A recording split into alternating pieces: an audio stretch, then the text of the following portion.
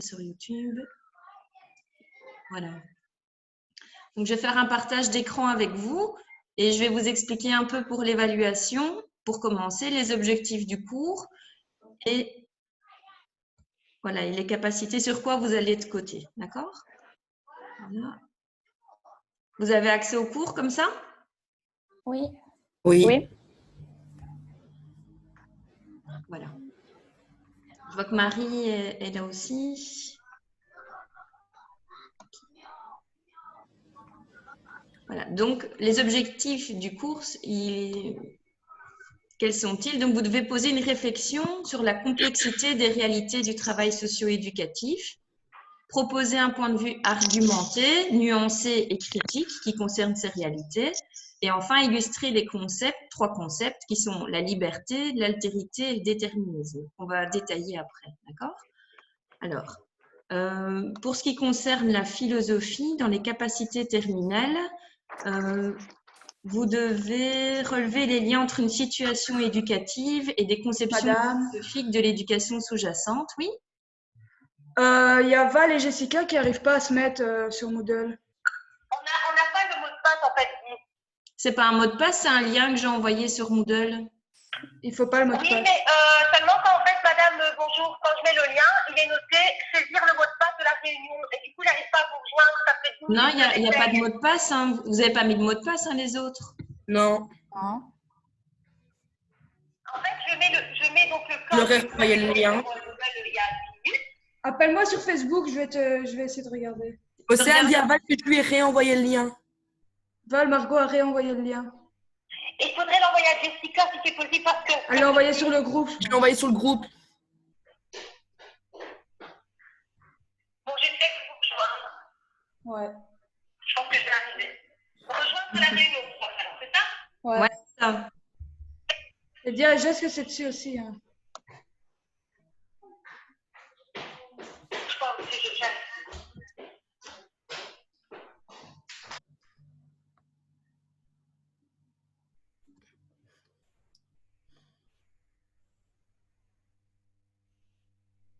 Bon, mais j'attends que les filles arrivent ou. Attends, je vais voir. Ah, voilà. Jessica est là.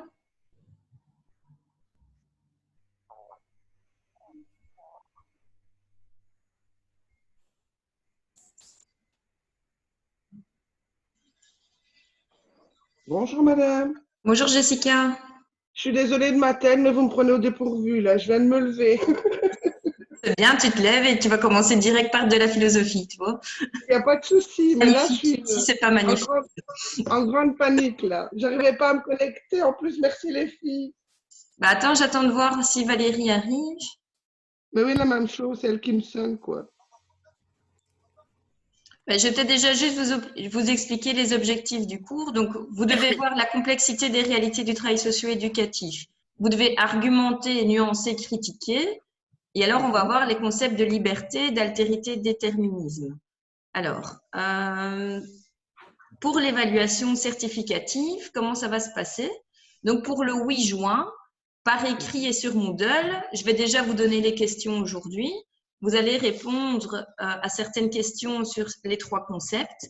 Enfin, comme vous devez être évalué pour les TIS également. Donc, ce qu'on fera, c'est pour le 15 juin, on organisera une conférence Zoom, d'accord, où vous pourrez faire un partage d'écran devant les autres, ou si les autres ne sont pas là, en tout cas, moi, je serai là. Et vous allez présenter vos réponses sur une petite présentation PowerPoint. Ça doit durer 15 minutes. Vous allez en fait, une fois que j'aurai la liste officielle du secrétariat, on va dire qu'on va passer par ordre alphabétique, sauf si vous vous arrangez entre vous, d'accord? Donc, je vous donnerai votre ordre de passage. Ouais, Jessica. Moi, j'ai un problème avec Moodle parce que comme je travaille sur tablette, je ne sais pas déposer les dossiers sur Moodle. Donc, en général, ce que je fais, je les envoie par mail. Oui, mais il n'y a pas de souci. Enfin, je veux dire, tant que je le reçois, je préfère sur Moodle. Maintenant, si ce n'est pas sur Moodle, il n'y a pas de problème. Et alors, ceux qui ont des problèmes de connexion Internet, qui ne savent pas se connecter via Zoom, alors ils me remettront une présentation de leur PowerPoint sur clé USB. Ça va? Enfin, normalement, tous ceux qui sont ici ont déjà accès à une connexion Internet. Donc, Oui.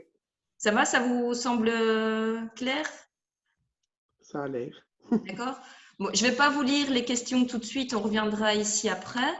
Donc, les questions sont les suivantes. Donc, questions sur l'altérité, où c'est des études de cas en fait. Il y a une petite vidéo à regarder aussi, et puis des questions sur la liberté et le déterminisme. D'accord. On reviendra ici après pour, une fois que j'aurai donné le cours théorique, ça vous semblera déjà plus logique. Hein. Si je vois ça maintenant avec vous, vous n'allez pas comprendre. D'accord. Alors, est-ce que vous avez des nouvelles de Valérie ou toujours pas? Je vais voir avec Val.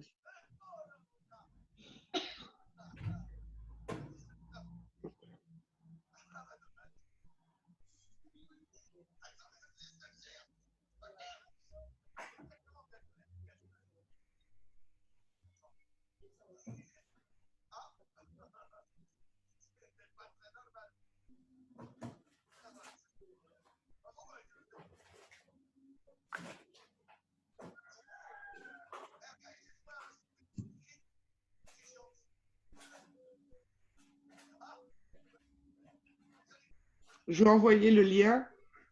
Ah voilà, elle est là. Ah voilà. Attends, j'attends de la voir pour être sûre.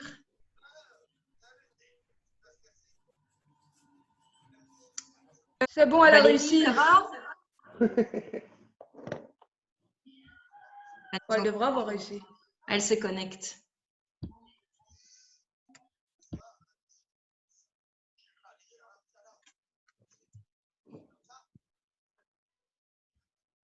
Valérie, tu nous entends? J'imagine que oui. Alors, donc pour le travail, ça va pour tout le monde? Donc il y a 2 dates. Première date, le 8 juin, vous me remettez le travail écrit.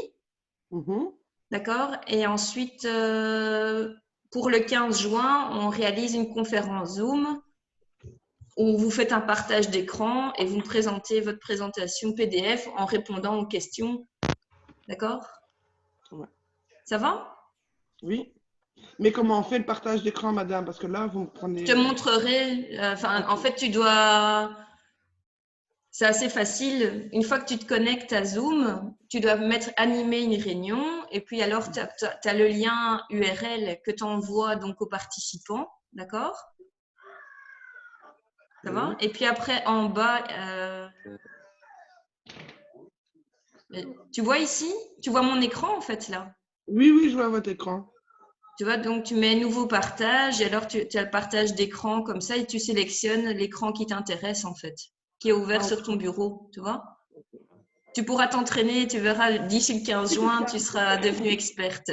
Ça va? Madame, il faut cliquer à partir de partage. Oui, c'est ça. Partage. Mais là, vous ne savez pas le faire parce que ce n'est pas vous qui organisez la réunion. Oui. Mais sinon, si J'ai c'est vu vous que c'est qui bloqué. animez, vous pouvez partager votre écran. Quoi. Ça va? Ok. Bon. Alors, je vais commencer donc du coup la théorie. Ça va? Vous êtes prêts? Vous avez tous pris un café? Oui, oui. Ça va. Alors. Kilomètres dans les jambes, hein, moi, ce matin. C'est Igor qui parle? Oui. Oui, c'était Igor qui parle. Je t'ai pas entendu, Igor. Je disais que j'ai pris 8 km dans les jambes ce matin, donc je suis au taquet. Ah ouais, déjà? Ah ben parfait. Ça fait déjà un mois, pratiquement une semaine et demie que je cours. Ah ben félicitations. C'est bien ça, vous vous prenez en main tout ça? Non, pas du tout, madame. Jess, prends un café, ça va te remonter le moral. Je suis crevée pour le moment, je ne sais pas. Alors, on s'accroche, on commence. Bon, on va discuter un peu justement des complexités, des réalités qui vous attendent en tant que travailleur socio-éducatif, donc en tant qu'éducateur. Donc, on dit souvent que votre métier se distingue des autres parce que vous partagez le quotidien des bénéficiaires, d'accord? Ce quotidien, souvent, on a l'impression que c'est des banalités, Or, justement, ce n'est pas du tout le cas. Oui, c'est fait de petites choses comme le lever, faire la vaisselle avec les bénéficiaires, enfin, voilà, toutes les tâches quotidiennes. Mais vous intervenez aussi dans un quotidien qui est plein d'imprévus, un quotidien qui est constitué de moments qui s'enchevêtrent, qui s'entrecroisent, et finalement, ça va être la trame sur laquelle vous allez pouvoir constituer un projet de vie pour le bénéficiaire. D'accord ? Donc, ces gestes qui, finalement, que vous allez accomplir vont bien au-delà de l'utilité que juste le coucher. Enfin, voilà, il y a tout un travail qui est derrière. Enfin, maintenant, vous connaissez. Hein. Donc, il faut accorder aux activités les plus communes de la vie quotidienne l'attention qu'on accorde d'habitude aux événements qui sont extraordinaires. Donc, aider la personne à s'habiller, faire la vaisselle en sa compagnie, l'aider à faire sa toilette, sont en réalité des gestes qui dépassent les valeurs utilitaires pour s'inscrire dans un projet d'autonomie. Alors, à part cette apparente banalité, vous allez, enfin, sans ça, vous n'arrivez pas à créer le projet d'autonomie, ça ne fonctionnerait pas. Alors, le second élément qui est relatif au geste professionnel de l'éducateur. Alors, comment imaginer un instant que pour faire face à cet univers complexe, il suffirait de poser des gestes simples? En fait, qu'est-ce que ça veut dire? Ça veut dire qu'il y a plein de gens qui prennent les éducateurs juste pour des simples pions, d'accord? Vous avez déjà entendu tous, on vous a peut-être déjà critiqué par rapport à ça, par rapport peut-être au choix de vos études, en disant que finalement que c'était, que vous n'étiez là que pour surveiller finalement les bénéficiaires. Or, ou alors on dit souvent, madame aussi, on fait des bricolages.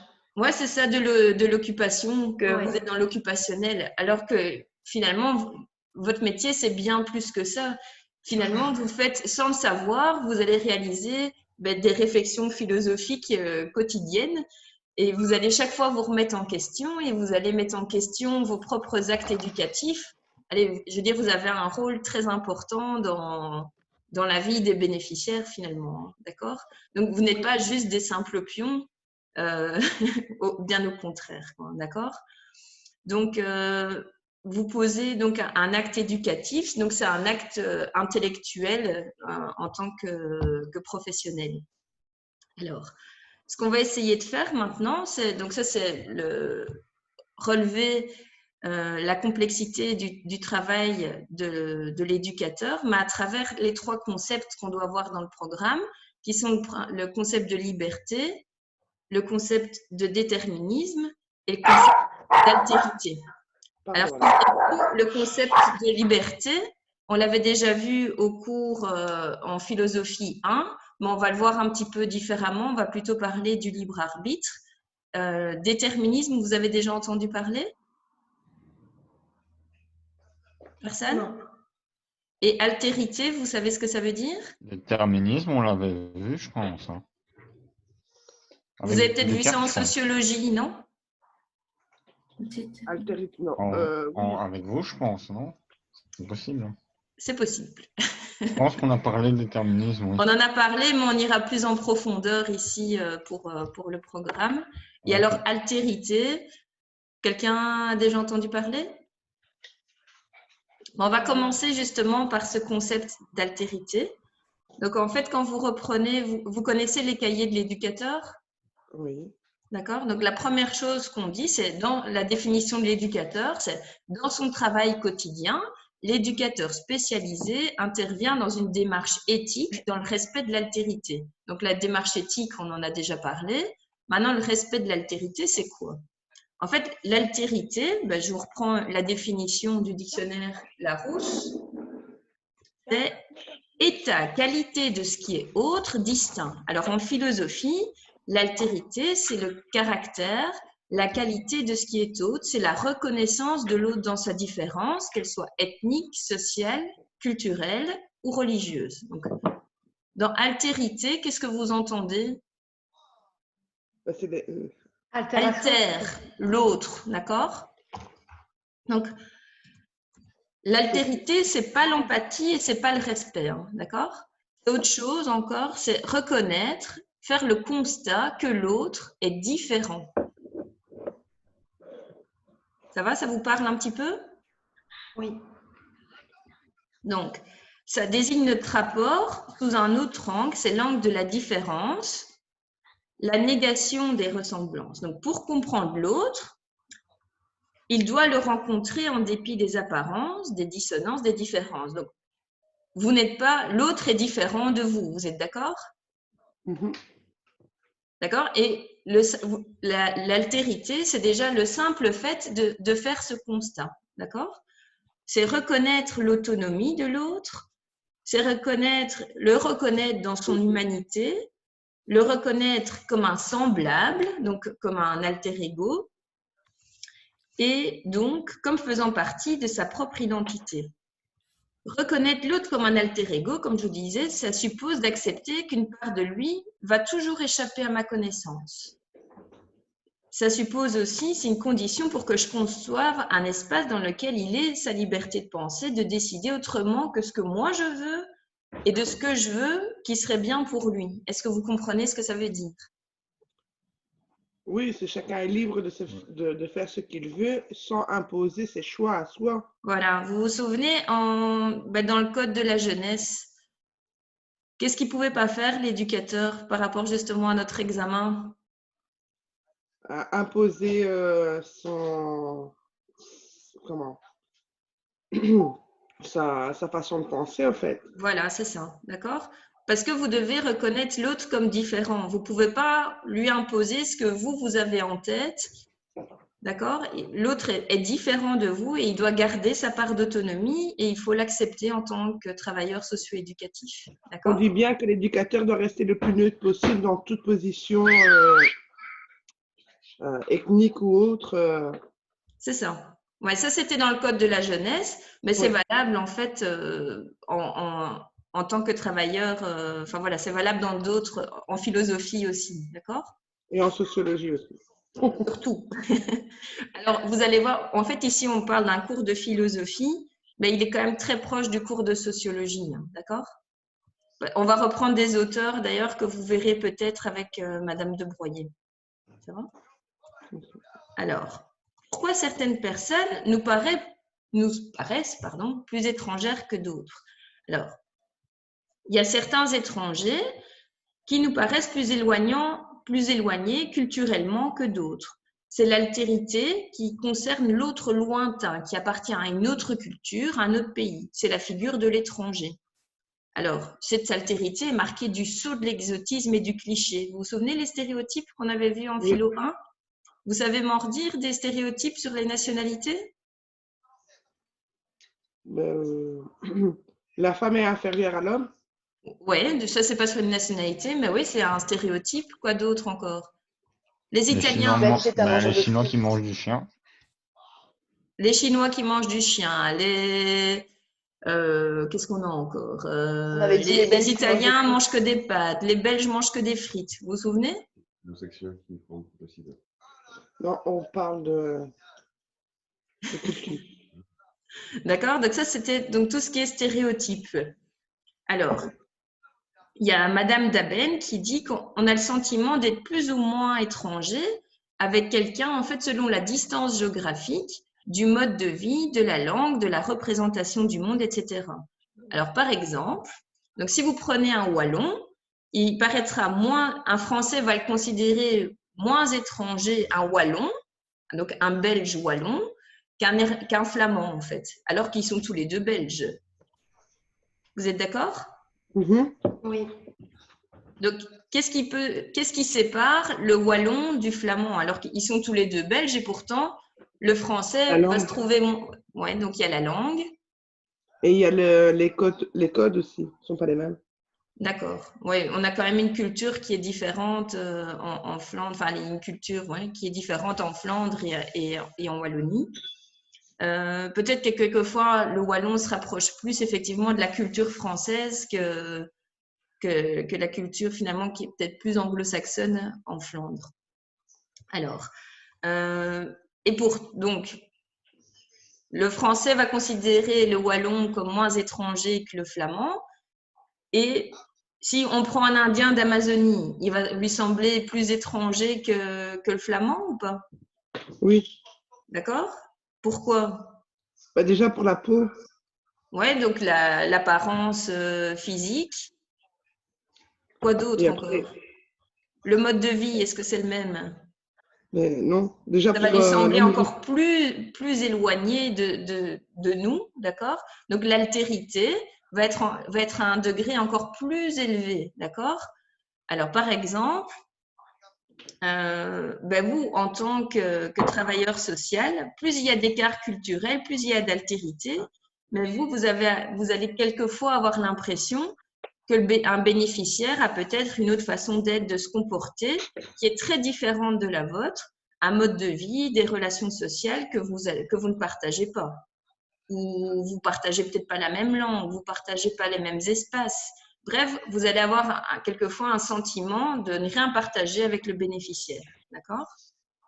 Alors, l'autre altérité, c'est une altérité du proche. Par exemple, vous côtoyez l'autre, mais il vous semble tellement loin des normes qui sont intériorisées et acceptées que vous ne vous reconnaissez pas non plus en lui. C'est par exemple la figure du fou, de la personne handicapée, du marginal, d'accord, du SDF, d'accord. Donc là aussi, il y a des sobriquets qui sont mis dans la société. On les appelle les débiles, les gogoles, d'accord. Donc les personnes qui nous semblent très éloignées, les stéréotypes viennent se mettre en place quelquefois, tellement la personne nous semble éloignée, d'accord? Bien sûr, ce n'est pas acceptable, nous, en tant que travailleurs socio-éducatifs, on doit lutter contre ça, enfin, on en avait déjà parlé, hein, d'accord? Alors, qu'est-ce que vous allez devoir faire, vous, en tant que travailleur socio-éducatif, quand quelqu'un vous semble très éloigné? Vous allez devoir travailler sur l'intérité, pas intégrité, j'ai dit intérité. En fait, vous allez devoir rechercher ce qui nous rapproche, ce qui fait qu'il y a une résonance entre l'autre et moi dans nos centres d'intérêt, dans nos goûts, dans nos choix vestimentaires, dans nos langues. Donc, il faudrait essayer justement de trouver quelque chose qui nous rapproche.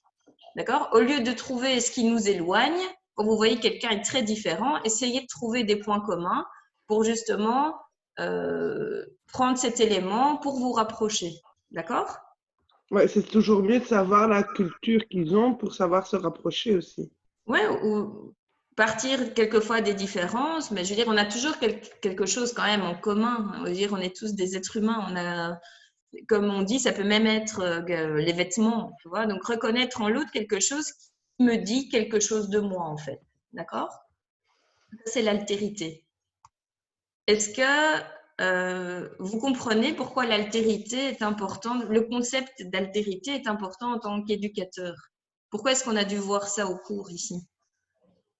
Ben, trouver des différences, au fait, et pour savoir trouver un objectif commun. Avec les bénéficiaires, vous vous rendez compte que vous allez quelquefois vous retrouver avec des personnes dans lesquelles vous n'allez pas du tout vous retrouver. Vous êtes d'accord? Oui. Oui. Vous avez des exemples comme ça? Vous avez des exemples qui vous viennent en tête? Par rapport à la religion, madame? Ça peut être par rapport à la religion.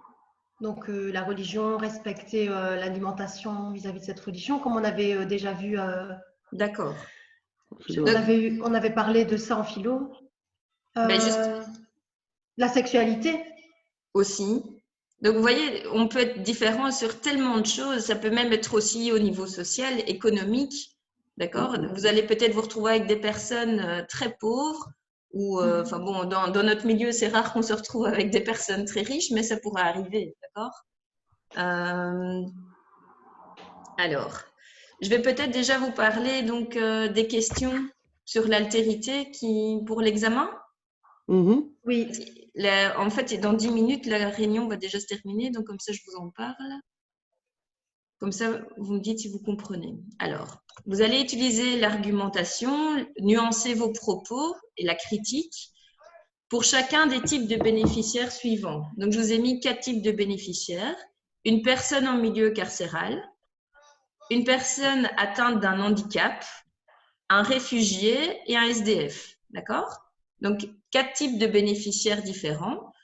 je vous demande, définis ce pourquoi cette personne pourrait être différente de vous. D'accord? En quoi est-ce qu'elle est différente peut-être de votre mode de vie? D'accord? Vous me suivez jusque-là? Oui. Oui. D'accord? Alors, je dis, qu'est-ce qui pourrait toutefois vous rassembler? Ça va? Penses-tu que chacun de ces bénéficiaires pourrait apprendre quelque chose? Donc, je vous demande de développer. Ça va? En quoi ces personnes, donc peut-être par leur parcours de vie, pourraient vous apprendre quelque chose? Peut-être que c'est non, hein? D'accord? Alors, ensuite, je vous ai mis une petite vidéo. Elle dure 5 minutes.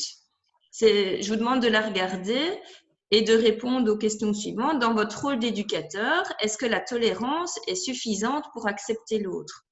Est-ce qu'il faut juste tolérer l'autre? D'accord? En tant qu'éducateur, ne faut-il pas faire encore plus pour reconnaître l'autre? Et enfin, je demande pourquoi il ne sert à rien que l'éducateur impose son mode de pensée ou sa façon d'être. Ou une façon d'être. Ça va? Pour l'altérité, ça va? J'allais vous répondre à la question, madame, pardon. Non, hein? Est-ce que ça vous semble clair pour le concept d'altérité? Oui. D'accord? Donc, ce que vous pouvez faire, comme c'est encore tout frais dans votre tête, vous pouvez déjà éventuellement commencer à répondre aux questions, si vous êtes motivé encore pour aujourd'hui. Hein? Non? Noémie dit non. Ça Et va? madame, on va devoir faire un PowerPoint aussi, j'ai vu. Oui. Donc, Sur comme ça? Oui, donc en fait, il y aura ces questions-là. Et puis, il y a des questions que tu vois ici sur la liberté et le déterminisme. Vous allez tout me présenter en 15 minutes sur un PowerPoint et on fera une conférence Zoom. D'accord? Toutes les questions-là, madame, que vous venez de montrer? Oui. Sur un Là, tu n'as vu PowerPoint qu'une partie. Parce qu'aujourd'hui, on a vu l'altérité. Et la semaine prochaine, on fera liberté et déterminisme et je vous expliquerai les questions qui sont en rapport. Hein, d'accord? D'accord. Ensuite, on fait un PowerPoint et on vous le présente en oral, c'est ça? C'est ça. On fera une conférence comme aujourd'hui, donc le 15 juin. Je vais voir un petit peu combien on est et c'est 15 minutes par personne. Chaque fois, vous nous inviterez dans la conférence. Ça va? Et on va devoir expliquer oralement en plus de ce qui est noté et des photos. Non, pas spécialement. Comme c'est 15 minutes, je veux dire, tu dois pas… En fait, dans les capacités terminales, vous devez être capable d'utiliser les nouvelles technologies, donc les TIS, tu vois. Donc ici, c'est l'occasion de faire la conférence. Et voilà, c'est pas le principe… Enfin, je veux dire, vous ne cassez pas trop la tête. C'est pas le principal… c'est dans les degrés de maîtrise. Hein. C'est quoi, madame, les TIS, là? Les TIS, ben, c'est pouvoir utiliser les nouvelles technologies, donc savoir faire un PowerPoint, éventuellement faire sur Zoom, tu vois. Comme on a appris en informatique, quoi. Sur Zoom? Ben, ici, comme on va faire aujourd'hui, en fait, tu vas me faire un partage d'écran et tu feras ta conférence PDF, tu vois. Et ça, on va l'apprendre comment, madame? Ben, je te jure, c'est hyper facile. Hein. On doit enregistrer le PowerPoint, par exemple, dans son ordinateur. C'est ça. Sur ton ordinateur, tu vas faire un partage d'écran. Oui. Tu vois, regarde, je te montre ici. Tu vois, tu fais nouveau partage, hop. Et alors, tu as un tableau où tu vois ton bureau et alors tu vois… Je vois pas, madame. Tu vois pas? Non, je vois juste AC2 philo et votre flèche, elle est coincée. D'accord. Ben écoute, je t'invite éventuellement, on pourra faire un test. Ce sera l'occasion, si vous voulez. On pourra faire un test avant, voir si vous arrivez à le faire. D'accord? Oui. Tu dois faire animer une réunion. D'accord? Ensuite, tu marqueras invité. Là, tu copies le lien URL et tu envoies à tous les bénéficiaires, ça va mal, à tous… Je suis fatiguée, hein, désolée. C'est nous les bénéficiaires. À tous les étudiants, quoi, d'accord? Si on n'arrive pas, madame. Mais si, tu vas y arriver. Et le PowerPoint, vous allez nous coter dessus, mais bon, s'il est simple, c'est pas grave, on n'est pas très… Le but, c'est pas vraiment ça, c'est parce que ça fait partie du degré de maîtrise. Donc, c'est l'occasion aussi de partager vos réponses tous ensemble, quoi, tu vois. C'est pour le 25, ça, madame? Je l'ai noté, attends. Non, vous avez dit 15 juin. 15 juin. Oh, non, je confonds avec un autre, je pense. Il se termine le 15 juin, notre cours, hein, ici. Oui. Oui, hein, voilà. Ça va? Oui. Je pense que la conversation va bientôt s'arrêter dans 1 minute 46. Madame, est-ce qu'en vitesse, on peut savoir si on a réussi en déonto, s'il vous plaît? Tu as réussi. Tous ceux qui Ben sont oui, là ont maman. réussi. Ah, c'est chouette. Ça va? Oui. Mhm. En fait, je ne sais pas pourquoi ils ne vous ont pas encore donné les points. J'espère que c'est pas Non. une Ça a erreur. été, madame? Bah ouais, vous vous êtes bien débrouillés. Allez, je veux dire, on n'a pas, c'était pas facile. Allez, à On a- distance ouais. pour vous, hein? Est-ce que la réflexion, en règle générale, madame, était bonne pour tout le monde? Oui. Bah ouais, sinon je vous aurais pas fait réussir. Non, non, mais bon, voilà, des fois, on peut passer à côté de certaines choses et que... Les points, on ne peut pas les avoir, madame. Bah écoute, j'ai tout transmis au secrétariat. On a plus de 50%. Oui. Non, sur ce travail-là, je suis confiante quand même. Non, vous êtes bien débrouillés. Écoute, je t'avoue, je me souviens plus comme ça pour tout le monde, mais ça a Ok. été. Bah, super, c'est une bonne nouvelle. Ça va? On se revoit lundi prochain. Non, madame, lundi prochain, Quoi? c'est pas possible parce Qu'est-ce qu'on que a un t'as? oral avec physio-patho. C'est pas à 16h, Jess? Au matin? Chacun passe à Oui. son minute. Et C'est pas à C'est 16h? impossible. Non, non, non, non, non, non. Ah oui, c'est l'oral. Ouais, c'est vrai. C'est l'oral. D'accord. Je préfère vous le dire que qu'on soit bloqués tous parce qu'on a un oral avec madame pendant 10 minutes chacun son tour jusque toute la Et journée. il y en a au matin jusqu'à l'après-midi, donc Ça va. Bah, Alors, on le fait dans 2 semaines alors. Mardi peut-être, madame, non? mardi, ouais. Faut que je vois avec mes autres cours en fait, tu vois.